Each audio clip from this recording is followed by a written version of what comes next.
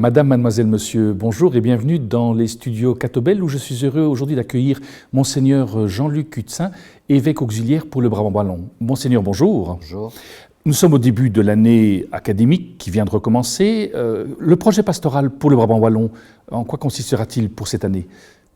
Je crois qu'on va devoir prendre en compte des documents quand même très importants que le pape, qui ne manque pas de nous bousculer régulièrement, a publié récemment. D'abord, son initiative de faire de l'année 2015-2016, à partir du mois de décembre, une année sur la miséricorde, une année sainte, une année jubilaire, comme on dit, c'est-à-dire, moi je vois ça un peu comme une grande retraite de l'Église universelle sur une thématique particulière, et il a pris la miséricorde de Dieu, devenir miséricordieux comme le Père. Il me semble que à travers ce thème, et ce mot qui peut-être peut faire difficulté, mais qu'il faudra creuser, et je crois qu'il faut le creuser bibliquement, et alors on en voit toute la richesse. C'est un mot aussi que le pape met souvent en avant, pas seulement dans ses discours, mais aussi dans sa pratique.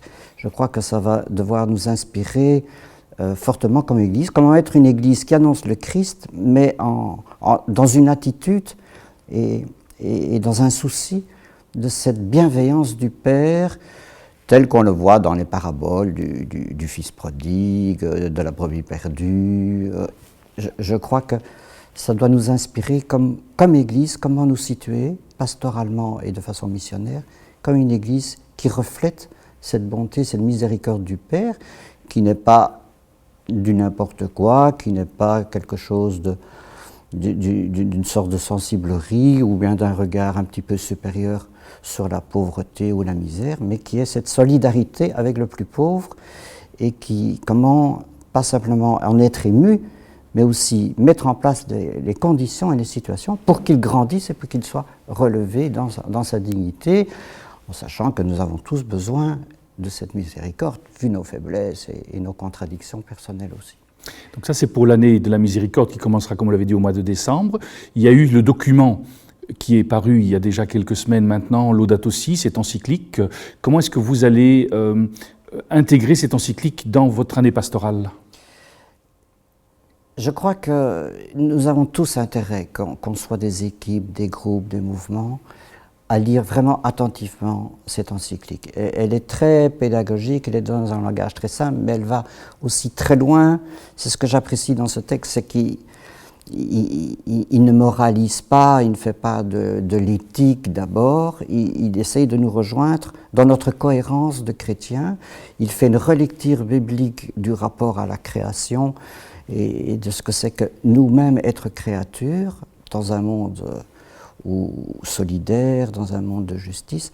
Comment on ne peut pas ne pas prendre vraiment en compte cette situation qui est la nôtre aujourd'hui d'un monde fragilisé, d'une maison commune fragilisée, dont nous avons la responsabilité. Et moi, je propose que des petits groupes se fassent, des équipes, et lisent ça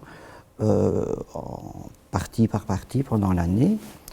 Je n'oublie pas quand même que le Brabant wallon est aussi une région en partie rurale et qu'il y a aussi chez nous des questions qui se posent au niveau de l'environnement, mais aussi du monde agricole et d'une autre façon parfois aussi, comme les jeunes me le font remarquer, des jeunes agriculteurs qui veulent vivre aussi cette agriculture autrement. Enfin, voilà, on n'est pas très loin dans cette question-là, je trouve, en tant qu'Église, et je trouve qu'il faut aussi prendre le temps de prendre ça en considération.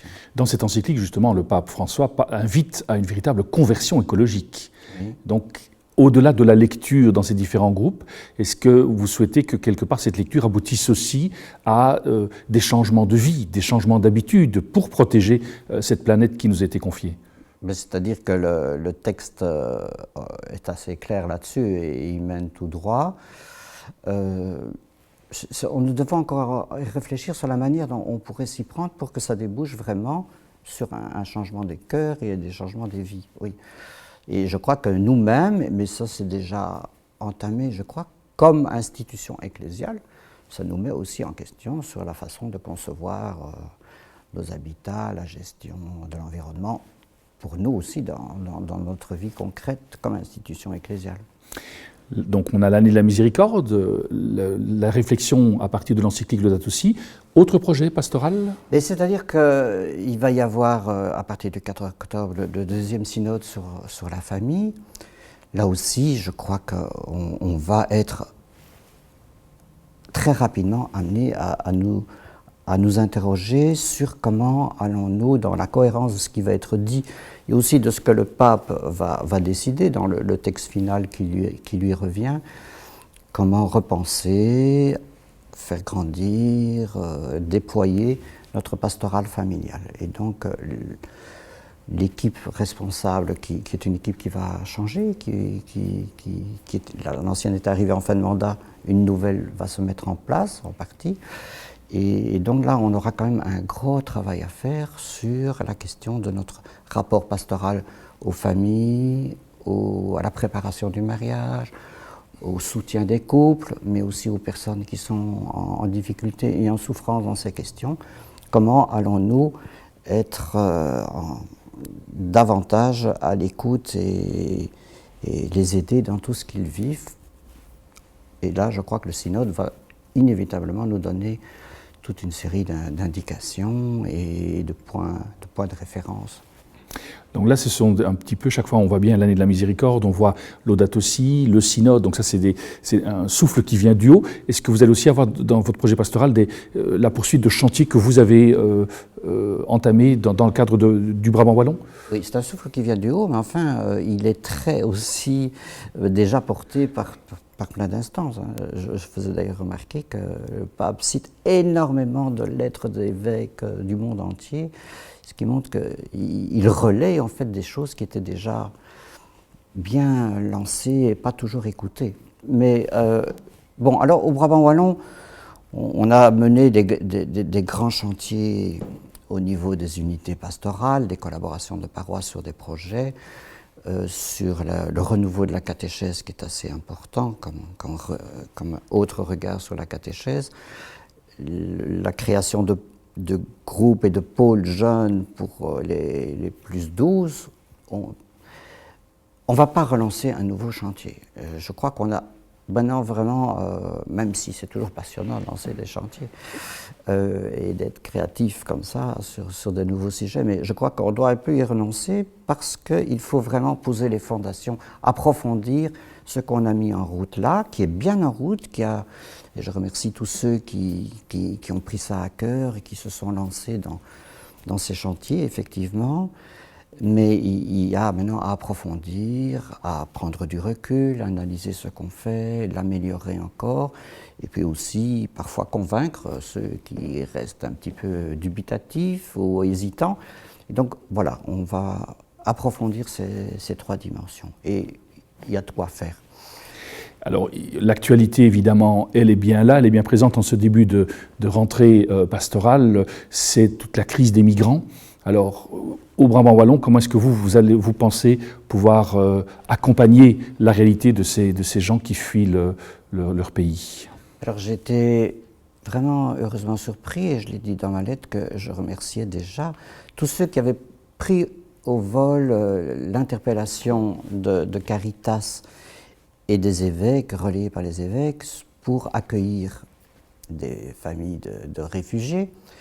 Et plusieurs paroisses ont pris vraiment les choses à cœur et se sont organisées, pas simplement pour trouver des logements, mais aussi pour prendre vraiment en accompagnement, faciliter l'intégration, soutenir, et quand c'est des chrétiens, de les accueillir de leur redonner, si possible, un espace de communauté chrétienne.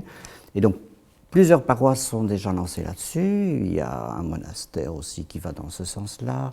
Nous-mêmes, au niveau de plusieurs bâtiments, on les a mis à disposition de Caritas, s'ils le voulaient. Et donc, je suis assez heureux de voir que des paroisses et un nombre important de personnes se sont déjà mis en route de ce côté-là et sont accueillantes. J'espère que ça va se poursuivre, mais on va accompagner ça et on va faire le point régulièrement de ce qui peut se faire.